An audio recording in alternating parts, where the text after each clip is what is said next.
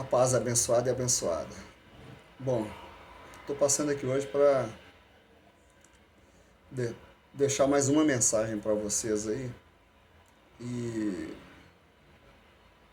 é igual eu falei, quem está me acompanhando, igual eu falei no primeiro vídeo, que Deus colocou no meu coração para tá compartilhando aquilo que Ele tem feito na minha vida. E nós como cristão altruísta que somos, né? Tudo que é bom a gente quer passar, né? Quer ensinar. E, e eu não sou diferente. Eu, Deus tem me levantado aí para ajudar sempre no que posso o próximo. Então a mensagem de hoje, o título dela é orgulho. Orgulho é uma palavra muito forte, é uma palavra pesada e existem dois tipos de orgulho. O orgulho positivo e o orgulho negativo, né? E a ênfase que nós iremos dar é justamente o orgulho negativo, que é aquele orgulho que faz com que a gente se afaste de Deus, a gente não consiga relacionar com Deus, né? A gente não consiga sentir a presença de Deus.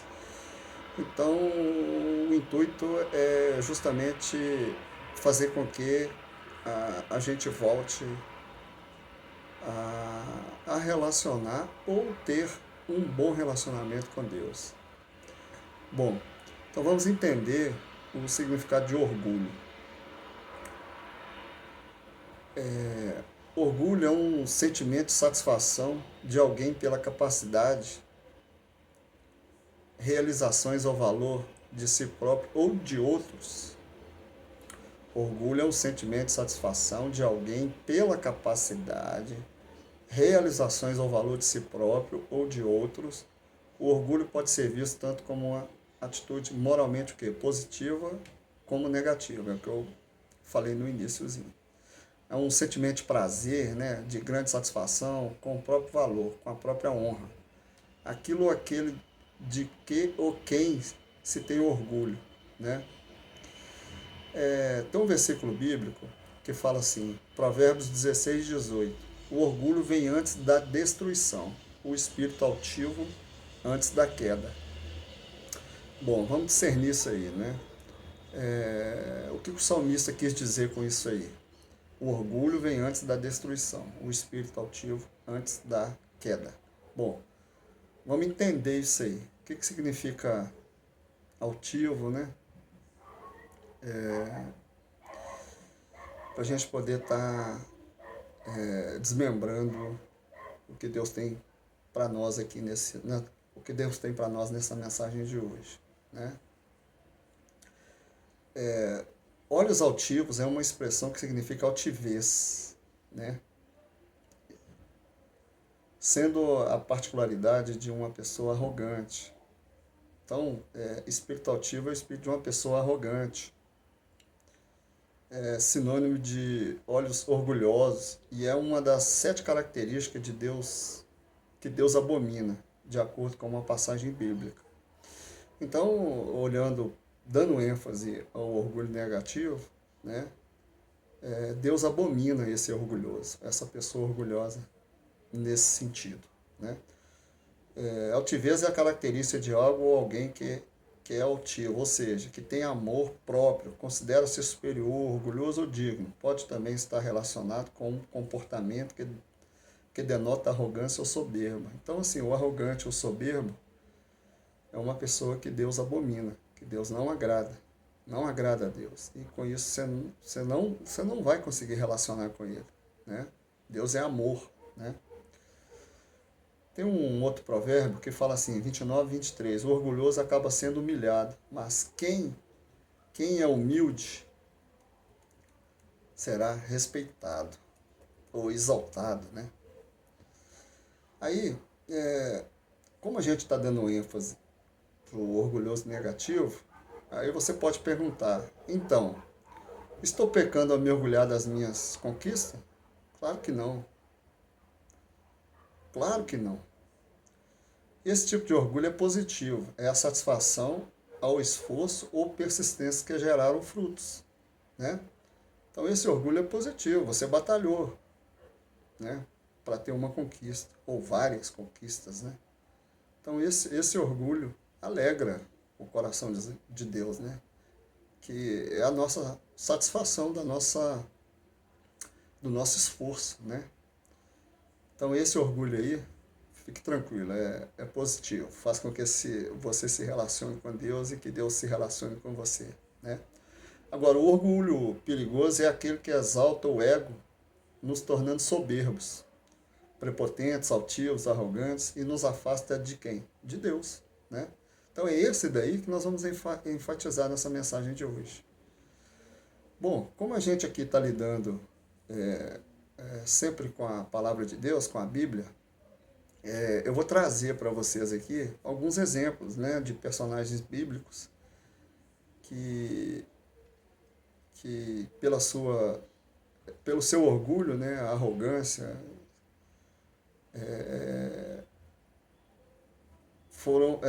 que foram dominados pelo orgulho, raiz de pecado, né, que se afastaram de Deus, fez com que não se relacionasse com Deus, né? Um deles todos conhecem aí, a gente vai iniciar com Lúcifer, que é o anjo caído, né? O outro é Naamã, o outro é o Nabucodonosor, né? Tem vários personagens. Então eu vou enfatizar mais esses mais conhecidos, né? Então o primeiro, Lúcifer, que é o anjo caído, né? Lúcifer era o quê, né? Era um anjo protetor, luminoso, sábio e belo, mas exaltou sobremaneira o ego. Então o ego dele fez com que criasse nele um sentimento de soberba, de orgulho, de orgulhoso, né? E ele quis o quê? Entre aspas, tomar o lugar de Deus, né? E lá em Ezequiel 28, 14 a 17, fala assim, seu coração, dirigindo a Lúcifer, né? Seu coração tornou-se orgulhoso por causa da sua beleza. Olha para você ver, o orgulhoso negativo, por que ele é prepotente, né? Nesse caso aqui, a gente está falando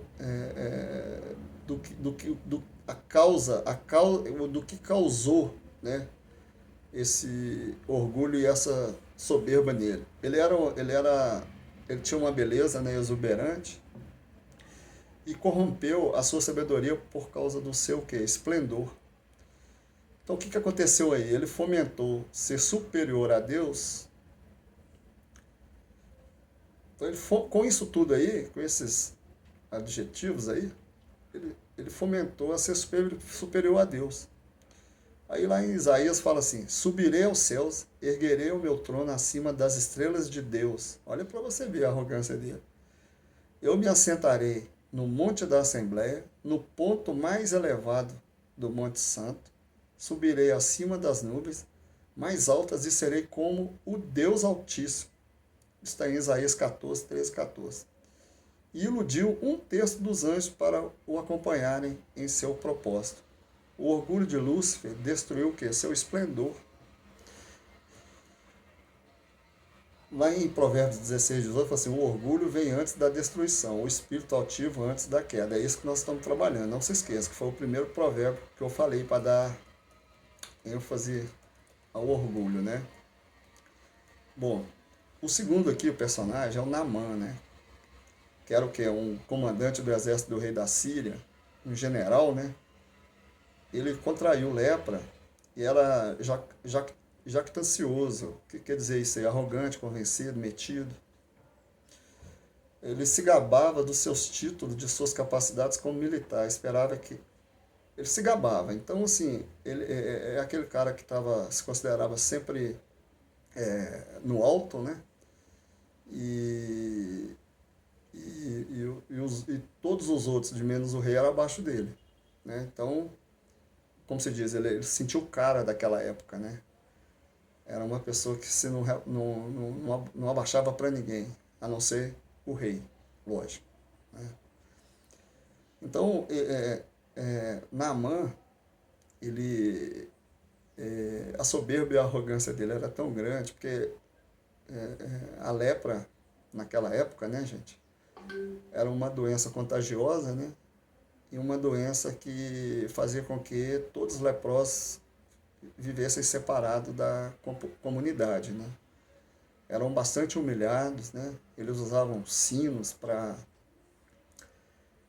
alertar quando eles chegavam, tá por perto, eles penduravam os sinos nele, como se fosse um animal, né? E para as pessoas, ao sentirem que algum leproso estivesse chegando perto da comunidade, né? Entre aspas, né? Aqueles que eram saudáveis, né? Não tinham doença, eles eram alertados e se afastavam, né? Desse povo. Era um povo que, além da lepra, né, que fazia com que eles sofressem muito, né, ainda tinha essa humilhação de não poder conviver com seus familiares e quem quer que seja. Né. Então, voltando a Naamã aqui, o que aconteceu? Como ele era um general conhecido, famoso, né, um astro daquela época lá, né, vamos dizer assim, né, eu não vou assim entrar em muito detalhe para não ficar muito longa a mensagem. Mas é um cara que recebeu, ele esperava do profeta Eliseu que o visitasse, né? Mas o profeta Eliseu não o visitou e mandou uma mensagem para ele, que para ele se curar ele tinha que se banhar no rio. E para se banhar no rio, ele ainda tinha que se banhar por 7 vezes. E para isso ele teria o quê? Que tirar as suas vestes, a sua armadura, né? E aí, ao se desnudar, ele ia mostrar de fato quem ele era, por trás daquilo ali, daquela arrogância, aquela soberba que ele tinha. Era um homem comum, né? Porém, e doente, né? Com a lepra. E todos sabem aí, ele se banhou por 7 vezes e acabou sendo curado, né? Mas o problema maior dele, que ele ficou muito chateado e feroz, né? Vamos dizer assim, é que o profeta Eliseu não foi até ele, mandou recado para ele. Então isso aí acabou com ele, né? Mas ele teve que se submeter, né? Se ele quisesse ter a cura, né? E outra coisa também que ele ficou muito chateado é que ele não banhou nos rios que estava próximo dele. Tinha que banhar no rio que o profeta mandou, né? Que era o Rio Jordão, né? Então, fala assim na palavra. Naamã, porém, indignado, retirou-se dizendo, eis que pensava eu, certamente ele sairá a ter comigo, por-se-á em pé, invocará o nome do Senhor, seu Deus, passará a sua mão sobre o lugar e curará o leproso.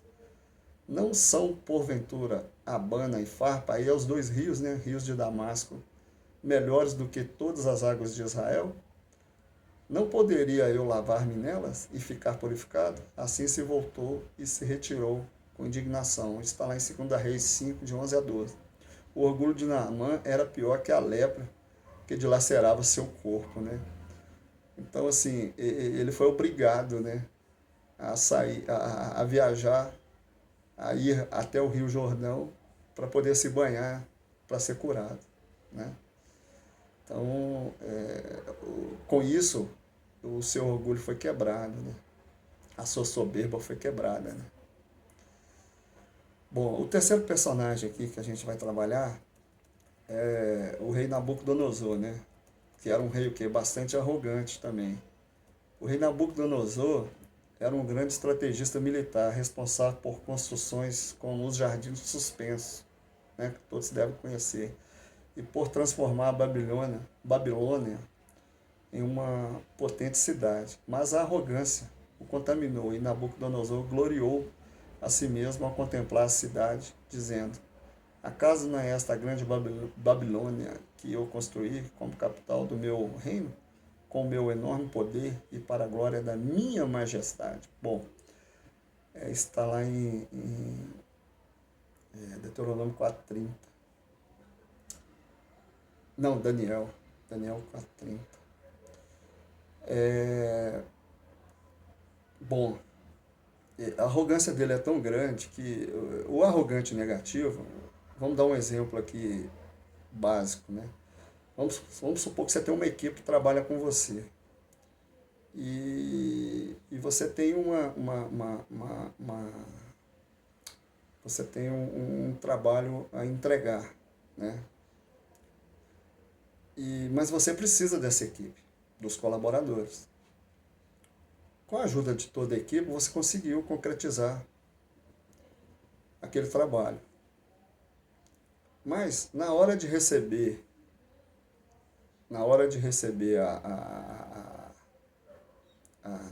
as coisas boas, né? Ser exaltado, né? Ser referenciado,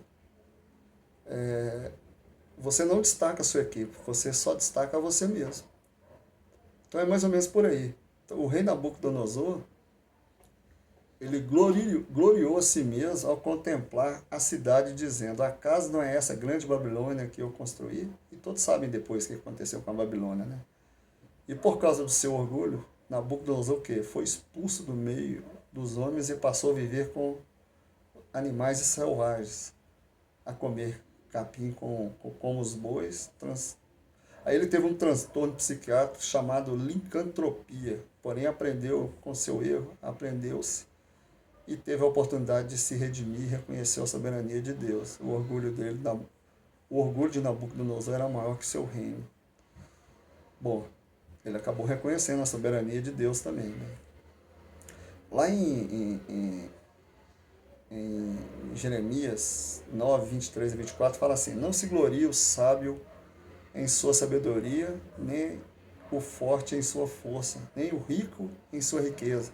Mas quem se gloriar, glorie-se nisto, em compreender-me e conhecer-me, pois eu sou o Senhor, e ajo com lealdade, com justiça e com retidão sobre a terra, pois é dessas coisas que me agrado, declara o Senhor. Bom, o quarto personagem aqui é Amã, o ministro prepotente.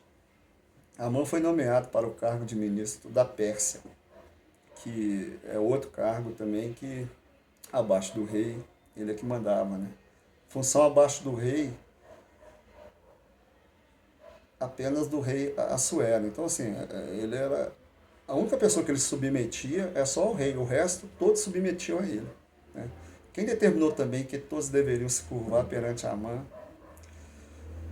Então, assim, o rei determinou que todos, né, deveriam se curvar perante Amã. Porém, um judeu chamado Mordecai recusava-se a reverenciá-lo. Amã saiu do banquete alegre e feliz da vida. Porém, quando chegou perto da entrada do palácio, ele encontrou Mordecai. Ali ficou furioso porque Mordecai não se curvou diante dele.